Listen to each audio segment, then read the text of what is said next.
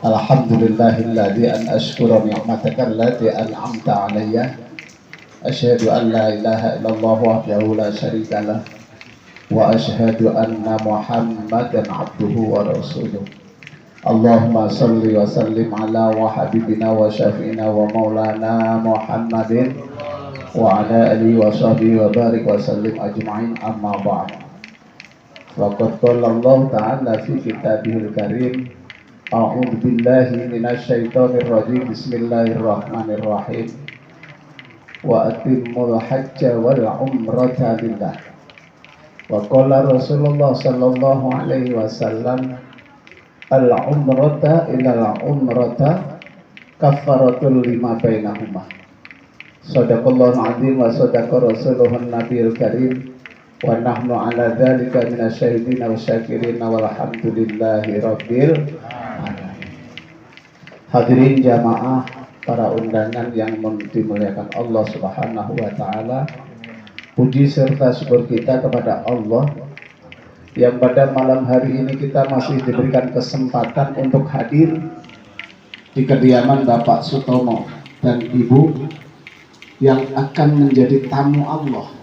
Dzuyufullah, tamu Allah adalah tamu yang dipilih oleh Allah Subhanahu wa taala.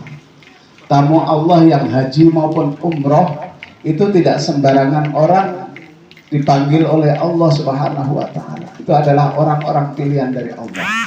Kita bersyukur dalam rangka bisa menghadiri undangan daripada dikatakan walimatus syafar atau ratibul hadat yang menghantarkan perjalanan Bapak Sutomo dan Ibu. Mudah-mudahan diberikan keselamatan, kesehatan, dan bisa memaksimalkan ibadah baik di Mekah maupun di Madinah. Amin ya rabbal alamin. Jamaah yang dimuliakan Allah Subhanahu wa taala, saya tidak memberikan nasihat karena di sini sudah banyak orang yang tahu tentang umroh atau haji. Ini seharusnya yang berikan nasihat ini sebenarnya Pak RT Erwin ini harusnya. Ya sih.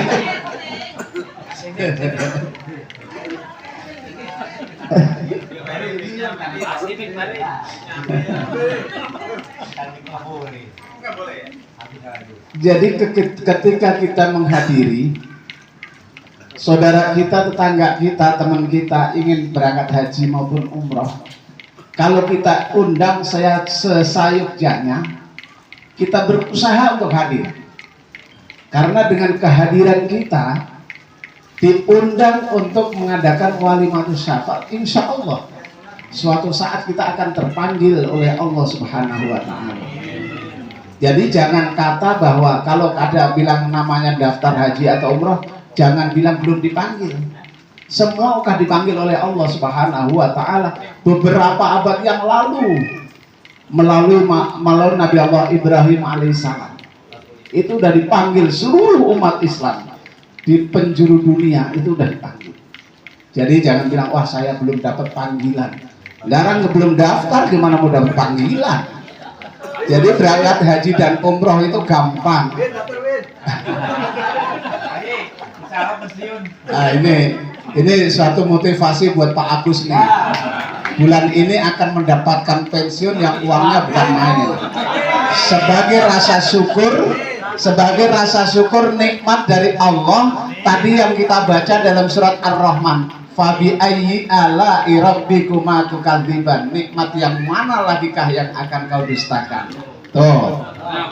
Jadi habis ini ya minimal harus daftar lah. Iya. Ntar jangan begitu habis dapat duit si putih diganti. Bisa ganti si putih tapi nggak bisa daftar umroh. Nah ini kebalik. Sebagai rasa syukurnya maka kita gunakan untuk sebaik-baiknya untuk beribadah kepada Allah Subhanahu wa taala. Sebagai motivasi saudara kita yang ingin berangkat, baik ini berangkat umroh maupun haji, yang pertama adalah wa atimmul hajja wal umrah. Sempurnakanlah niat kita. Sempurnakanlah niat kita karena Allah Subhanahu wa Ta'ala. Kita mengundang saudara kita, tetangga kita, ini bukan niat pamer, bukan niat riya. Memang anjuran Nabi ketika kita mau berangkat haji maupun umroh, panggillah saudara-saudara kita, apa? Mohon ampun atas dosa-dosa kita. Daripada kita datengin rumahnya satu persatu, betul? Nah, belum lagi kalau nyampe rumahnya nggak ada, belum pulang kantor. Besok lagi kepengennya sebulan nggak selesai. Kalau kita undang seperti ini, intinya adalah kita memohon ampun atas kesalahan-kesalahan kita, baik yang disengaja maupun yang tidak di.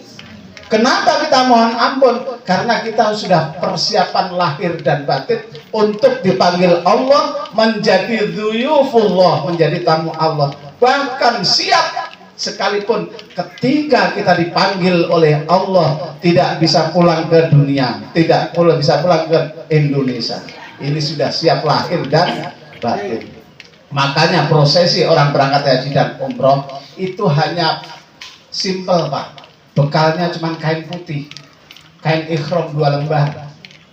Ketika di sana itu adalah melambangkan bahwa kita di akhir hayat kita yang kita pakai hanya beberapa lembar kain putih. Maka apa yang perlu kita sombongkan? Apa yang perlu kita banggakan? Maka ketika kita dilimpahkan rezeki oleh Allah Subhanahu wa Ta'ala, gunakanlah sebaik-baiknya untuk kehidupan kita, baik kehidupan dunia maupun akhirat. Alhamdulillah di lingkungan kita sudah banyak yang mendaftar haji, termasuk Bapak Tomo dan Ibu sudah mendaftar haji, tapi berangkatan masih 35 tahun. Tahun 2038. Pak Dede insya Allah 2030. Pak Agus 40. Pak Erwin bulan depan apa itu? Dipanggil Allah. Siap dipanggil Allah bulan depan. Siapin. Camat. Jadi yang pertama adalah siapkan niat kita, sempurnakanlah niat kita karena Allah Subhanahu wa Ta'ala. Karena kalau kita tidak sempurnakan niat kita, nanti ada satu hal, apapun yang terjadi, kalau kita bukan karena Allah Subhanahu wa Ta'ala, maka nanti ibadah kita akan sia-sia. Modal yang paling hebat, modal yang paling utama adalah banyak kesabaran. Kalau kita melihat sesuatu yang bukan kehendak hati kita, jangan sekali-kali mencela, jangan sekali-kali kita mencaci. Kita hanya banyaklah istighfar kepada Allah Subhanahu wa Ta'ala. Apapun yang kita temuin, apapun yang kita lihat, ketika tidak menyukai atau tidak senang dalam hati kita, maka kita beristighfar kepada Allah Subhanahu wa Ta'ala. Bisa jadi yang kita lihat itu tidak suka dalam hati kita, tapi memang itu adalah ujian dari Allah Subhanahu wa Ta'ala. Jangan sampai kotori ibadah kita dengan hati kita yang ibaratnya mengotori hati dengan kita mencaci maki orang yang tidak tahu siapa dia, sehingga menjadi ibadah kita akan sia-sia. Ini yang lebih penting. Maka ketika kita berangkat umroh, apalagi berangkat haji, ritualnya lebih daripada ibadah umroh. Ada yang namanya Arafah, ada yang namanya Musdalifah, pelontaran Jamar, dan ini rukun semua yang harus kita laksanakan.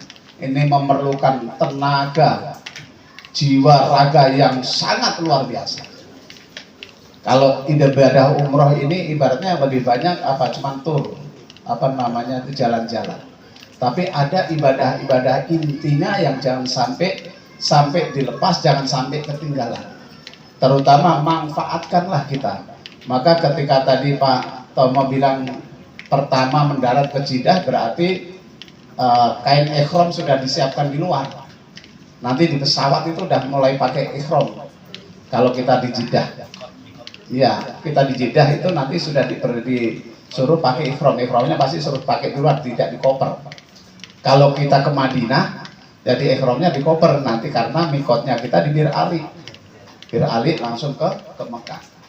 Ini makanya nanti pasti ada anjuran dari biro umrohnya seperti itu. Karena kita mau langsung ke Jeddah, maka pakaian ihram kita harus ada di bag yang kecil. Biasanya itu nggak langsung di koper yang gede. Kalau nanti repot. Karena kita nggak akan ketemu. Koper yang gede nanti ketemunya kita di hotel, Pak. Jadi kita nggak ada namanya kita umroh nenteng koper sendiri ke sana kemari, enggak. Sudah ada yang ngurus. Jadi kita ketemunya di hotel. Jadi niatkanlah yang sempurnakanlah niat kita. Modal banyak sabar, banyak istighfar kepada Allah Subhanahu wa taala, insya Allah dalam perjalanan niat ibadah kita akan keberkahan dari Allah Subhanahu wa taala. Dan amaliyah kita di Makkah maupun di Madinah kita utamakan, kita maksimalkan sholat di Masjidil Haram, kita maksimalkan sholat di Madinah, kita juga maksimalkan ziarah ke makam Rasulullah Shallallahu Alaihi Wasallam. Ada nilai-nilai ibadah yang luar biasa. Ibadah di di Mekah, Mekkatul Mukarramah. Ini adalah 100.000 pahalanya. Bagaikan pahala yang mendapatkan pahala sholat dari 100.000 kebaikan dari Allah Subhanahu wa taala. Kalau di Madinah hanya 10.000, kalau di Mekah 100.000, maka maksimalkan. Jangan salah niat, sempurnakanlah niat karena Allah Subhanahu wa taala.